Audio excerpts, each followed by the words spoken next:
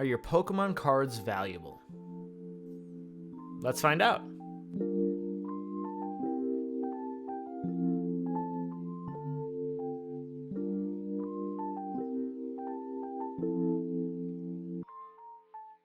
Hello everyone, welcome to the Dankest Soup. My name's Cody. Today we're going to be doing a video that's a little different, so let me know if you like it by liking it, and then also let me know in the comments if you want to see more of this kind of content. If you're new, welcome. Normally we do pack openings here, but I've been getting a lot of requests and a lot of questions about people's Pokemon cards, and I just want to kind of quell the confusion. Maybe you just started collecting, or you stumbled upon your childhood cards and you're curious if they're worth anything. This video is meant to be a tool you can use to find the value of your cards and help you understand why some cards are worth more than others. Let's start with determining a card's value on eBay. Today we're going to be using an example card from my personal collection. It's a Shadowless Venusaur from base set. A lot of people will make the mistake of just typing in the name and set number and then sorting by highest price, right? We want to see big now. Holy 125 grand. I'm quitting my job. Unfortunately, this card isn't worth that price. That card isn't even worth that price. Anyone can put anything on eBay for that price. My card is a Shadowless Venusaur. It is from this year, but it doesn't have the first edition stamp. So what we're going to do is we're going to remove the term edition from our search results. That's done by simply putting a minus sign in front of the word edition. Another thing we can add is that it is a Shadowless card. All right, so now, other than this person who put the word ed, our second choice is our card. 17,500. That's a lot less than 125 grand. And it gets worse because our card isn't going to be a Gem Mint 10. We'll get into condition a little later, but let's lower our expectations even further. We're going to remove the word PSA. PSA is these slabs that they're in. Our card is loose, right? So our card automatically isn't one of these. Search that way. Okay. Now we found our card, and this person wants 8 grand for it. This card is still not worth that amount of money. Our final step is we're going to go to sold, okay? These people can ask whatever they want for this card, but let's see what people are actually paying for it. So now we see what people are actually willing to pay for the card, right? So if we scroll down, the first one we see that's not in a PSA case sold for $2,600. Unfortunately, I have to break your heart even further. This card isn't worth $2,600. And that's because it's beat up.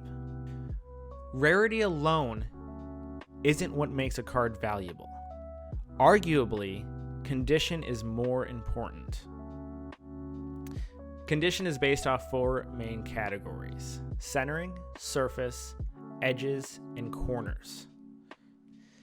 Centering is completely out of your control, but it's very easy to see right off the bat. Is the card centered? You can tell that by looking at the front side, this yellow border.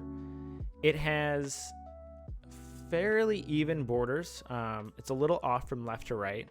And then if you flip it around, is this dark blue border even all the way around? It's pretty close. Surface encompasses the entirety of the card. If we look at the front of this card, we can see scratches in the hollow foil, and down here we can see scratches in the surface of the card text itself. Our third category is edges. Edges are the edge of the card. On this card, if we look at the edges, we can see hollow bleed coming through the sides.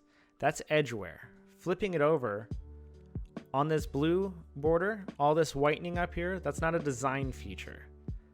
That's edge wear, and it devalues the card.